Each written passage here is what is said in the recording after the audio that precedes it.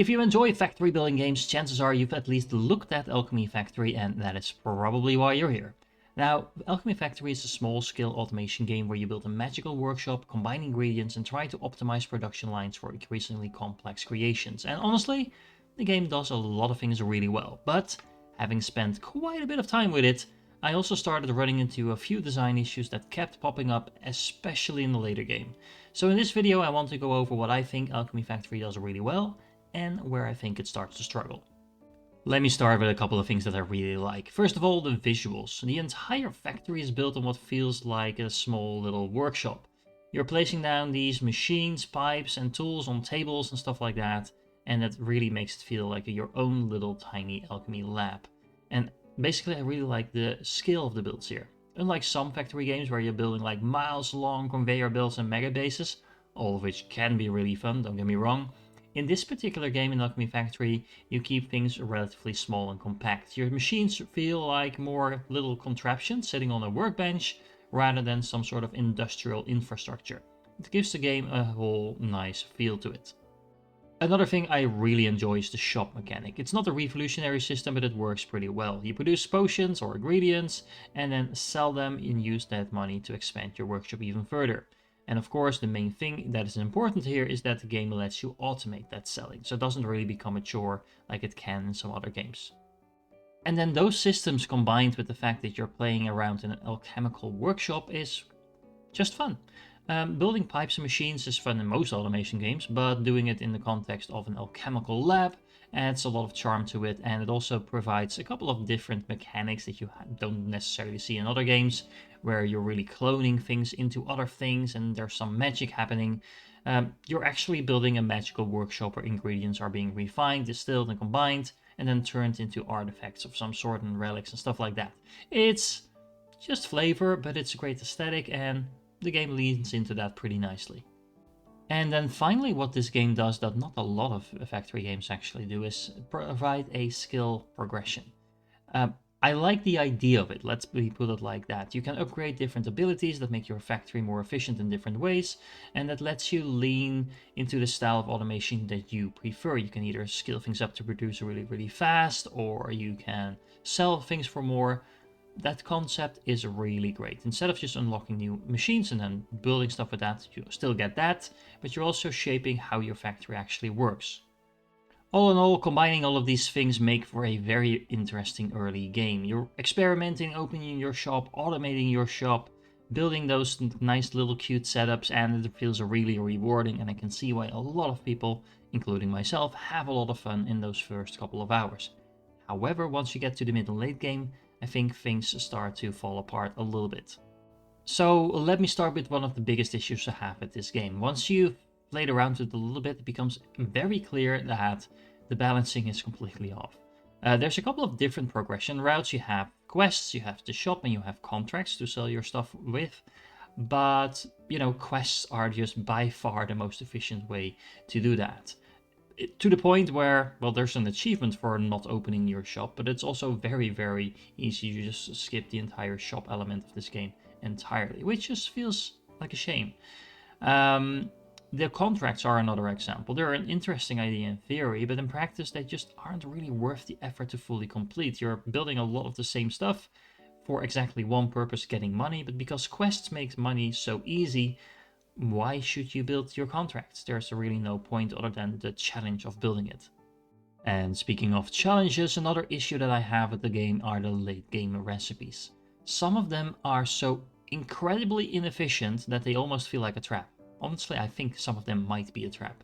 If you are a newer player and you just look at the recipe and you're like, okay, well, let me build that, and then you figure out that you're going to need dozens, or in some cases even hundreds of machines in order to produce anything at an acceptable rate, I don't even know why those recipes are in there. I honestly feel bad for players that don't realize and spend hours building a production line around a recipe that just isn't viable. Which means that in the late game you are kind of forced to start using the cauldron mechanic. Now, the cauldron mechanic in itself I think is actually interesting. So you use different items, you throw them in the cauldron, and they magically give you a new item as an output. The concept is great. However, the implementation of it I think is honestly quite bad. It's very hard for a player that doesn't use outside resources to figure out which items should turn into what and what are efficient combinations to use. If you're the type of player that likes just randomly clicking around for an hour or so to figure out what recipe is best, then by all means go and do that. But if you don't really know how the system works, then you are going to be spending a lot of time on that. There are actually some websites out there that make that a lot easier, so it's not like it's impossible to do, but every time a game kind of has you rely on outside resources, I think that's a problem with the game and not really a feature. Now, of course, that could easily be addressed by actually giving us some sort of calculator in-game to use the cauldron, but not using the cauldron should also be viable, I think. The problem with that is that A, the builds become way too large, but B, the first person building kind of gets in the way. In the beginning, it's awesome. You can look down on your little tiny builds and just feel awesome about it. But as your builds grow larger and more complex, the camera just gets in the way. It becomes very hard to place things precisely. It's hard to kind of get an overview of your system. And in general, building just becomes kind of a chore. And since every floor does have limited space, you still feel kind of pressure to keep it efficient. But, when the game starts fighting you to do that, it becomes annoying rather than interesting. Now, that is usually where blueprints help, but the blueprints in this game have their own issues. Again, in the beginning, it works great, so I'm not trying to complain about the entire game, but as your blueprints get larger, you actually need all the materials in your inventory in order to build them, and that pretty much turns the game into a kind of a scavenger hunt, because you make this nice build and you want to build it another time. Then it turns out you need 800 stone, 1500 planks, and then like a dozen other items in a certain amount. So you start running through your factory to pick up all of these things, and then you can place down your blueprint once. If you want to place it down another time, well, you get to do that all over again. It's also a little bit fiddly. Sometimes the camera kind of fights you when you start to want to place a blueprint very exactly. So, I hope that they will do something about that. Now, you can split your builds into smaller blueprints, kind of like in pieces, but lining up those pieces then again is a lot harder than it sounds, again, due to how the camera works. Now, I hope at this point I don't have entire armies of engineers typing angrily at me at the comments, because I actually do think Alchemy Factory is a promising and potentially very enjoyable automation game. The style is nice, the alchemical theme is very cute, and the early game progression, I think, is spot on. But the game does struggle with balance and scaling in the late game, and honestly, again, some of the building tools start to feel limiting once your factory gets big enough. Now, that being said, the game is still in early access, so there's a very good chance some of these issues will get addressed over time, and if that happens, I think this could easily go from being a promising game to a really great one. And specifically, I think this could be a game that brings in a lot of new players to the automation genre. So games like Factorio and Satisfactory are always a little bit intimidating just due to the scale that you build stuff at.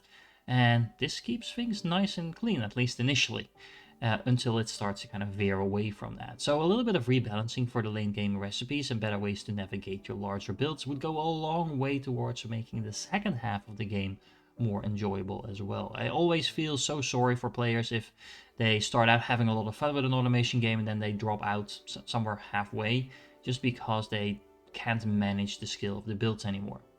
And honestly, there's a couple of very easy things we could do to change that. So for example, I've never understood why inventory is a thing in these games. So, getting rid of that might be one way, but if it stays, maybe some other systems. For example, I would love to see some sort of small chemical helper, maybe a little robot or flying machine, or I don't know, maybe an imp or something that you can summon that will help you build your factory. Just a little bit of a magical assistant that helps you maybe build blueprints, so you can just place them down and they will go around your factory and collect building materials from maybe specific types of chests and stuff like that. Or maybe they can just help you out by refilling your inventory, kind of Dyson Sphere program style. Or, maybe you can just help them or set them to complete your quests for you, just gathering the materials you need for that. Either way, I think that would be an awesome way to kind of make your factory or your shop come to life a little bit more. It will also fit completely in the theme and remove a little bit of that friction in the mid and late game that just makes the game less enjoyable than it could be. So all in all, I think Alchemy Factory has a pretty strong foundation, but it still has a little work to do before it becomes a really great game. Now, have you played Alchemy Factory then? Let me know in the comments what do you think. Did you run into the same issues, especially in the middle late game, or, am I just complaining and you figured out how to do this a lot more efficiently than I did?